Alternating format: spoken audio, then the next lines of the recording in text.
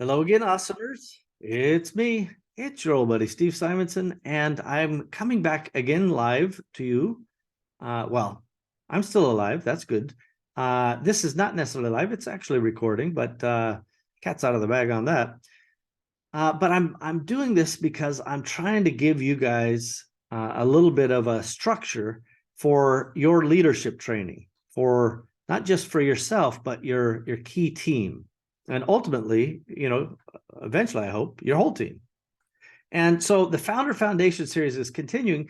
Today, we're going to do a brief marketing introduction. And why is marketing important? And I know I don't have to speak to entrepreneurs for more than 10 seconds and say, why is marketing important? Everybody will be like, what? Without marketing, how does a company exist? But I want to dive a little bit deeper into what do we mean by marketing, and why does the foundational element of that marketing, I think, get overlooked a little bit. So first of all, marketing is not necessarily advertising, right? That may be a part of your marketing team or your marketing function on that org chart we discussed in prior episodes. But sometimes the advertising category is a completely different beast than the overall marketing umbrella.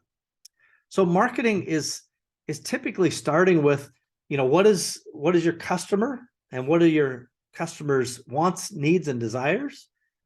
Then it goes into what are some of your customers' behaviors, and how do those behaviors inform you about ways of reaching them. And ultimately, this all goes into your future marketing strategy, right? That's part of the point, is you have a marketing strategy that is important and relevant to you.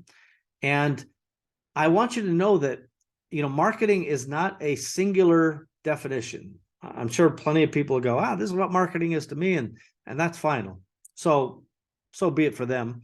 I'm just saying that marketing encompasses everything about attracting a customer to get to you, and then in many cases, converting that customer to buy from you. And still in other cases, it extends all the way into getting that customer happy, meaning you've sent the product to them and you've checked in with them. Would they recommend you? The Net Promoter Score, I may remind the awesomer audience, is one of my favorite ways to determine if you're doing a good job. I don't think the customer satisfaction is a good name or a good way of considering things. Basically, it's a very simple binary thing. Would you recommend us to a friend, on a scale of kind of 1 to 10? And if the answer is 1, then you got a problem. In fact, if the answer is less than 6, you got a problem. If the answer is 9 or 10 consistently, you're on the right track.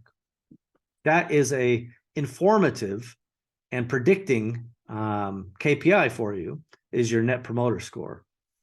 By the way, you don't have to go hire big formal companies to track your NPS. You can, just make a form, track it, quantify it, and then measure it from time to time.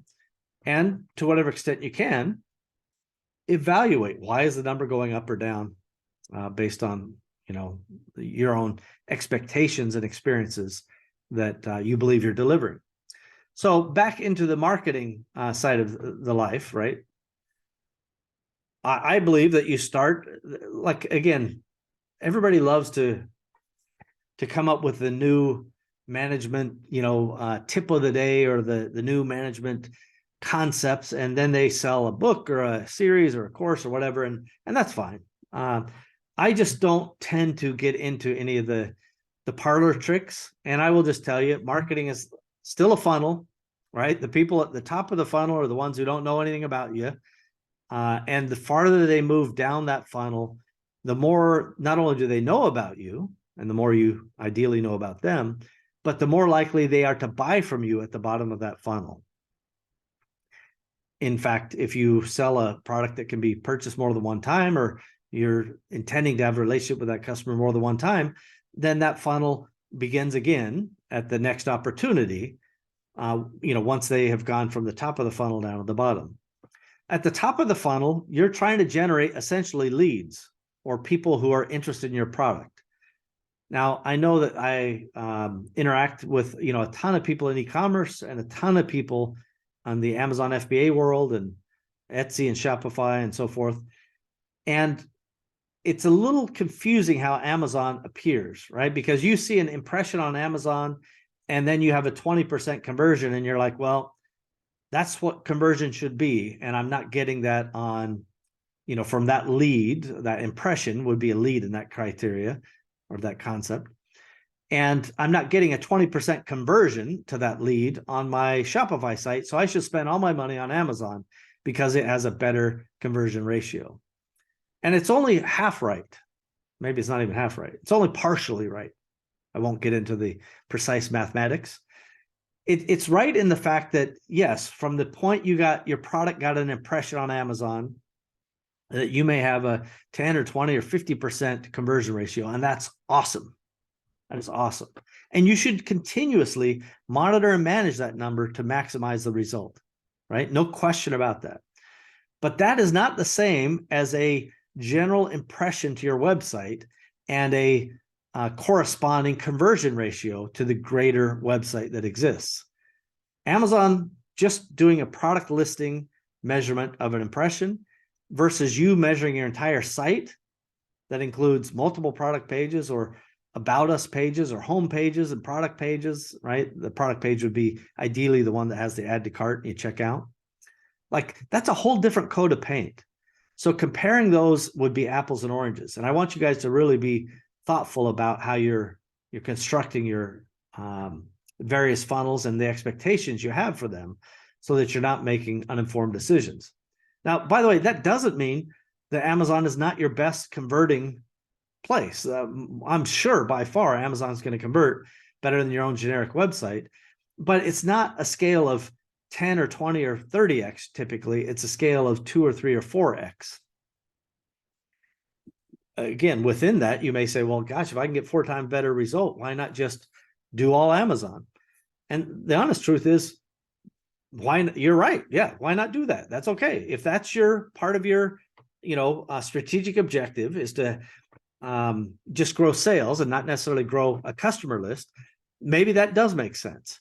But if part of your strategic objective is to have a customer list at some point, which is an equity asset, then maybe you have to say, well, I do need to put some money into my own website. And I'm agnostic. If you want to run on WooCommerce or Magento or Shopify or whatever, I don't have a care in the world, as long as it's easy for you to manage and it executes well. There can be a reason for you to put money into those channels so that you can build your list and you can develop that recurring customer. Because maybe, in fact, you only have a 2 or 4% conversion ratio on your site at large. And maybe Amazon's got a 6 or 8% conversion rate at large. What that means to you is you may have to spend a little bit more money to acquire the customer. But golly, if they're going to be a repeat purchaser, your costs may drop dramatically to reach that customer again versus the cost per acquisition on Amazon.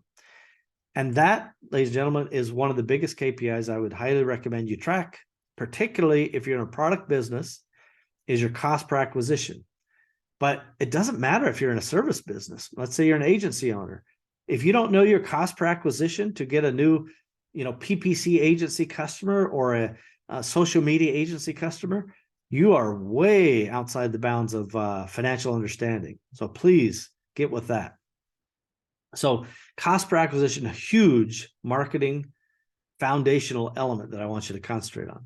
So as you think about moving down that funnel and how to prioritize that, over time, I want you to start thinking about how do you view the psychographics of that customer base and understand, where they're watching, their TV or their Netflix or whatever they're doing, and how are they spending their time online? There's lots of companies that will help you find this out. And the objective is not to, invade their privacy. It's to show up where they are with your offering because they are interested in it and they can benefit from it. And that ultimately is kind of taking the marketing fundamental idea of we need to get our product in front of potential buyers. And that means you're going to follow the process of understanding that buyer to a pretty high extent. We're going to talk more about that here in the future. And then moving them down some sort of funnel or process that continuously adds value and adds recognition to your brand in their shopping experience. And then fundamentally interrupting their social media or their shopping process, their searches, wherever you're happy to interrupt them, you've got to interrupt them and say, hey, I'm for you. Pick me. I'm the one that you've been waiting for because I understand your problem and I have a unique way of solving that problem. All of these methods are outcomes of marketing. So I want you guys to think about marketing at a higher level, not just how much am I spending on, Google ads or Amazon clicks or what have you. I want you to think about it from that big picture perspective. And that really is a fair enough introduction to marketing. And to remember to fly up to that 60,000 foot level when you're designing your marketing concepts and programs for your company. That's it for me, everybody, for today. Thanks again. I appreciate you. And as always, we encourage you to share, subscribe, click, save, notified buttons, all of these things, because we'll continuously find better amplification, and it's quite valuable for the community. And heck, it even helps old Steve. So why not do it? Do it right now. Thanks, everybody. Bye-bye.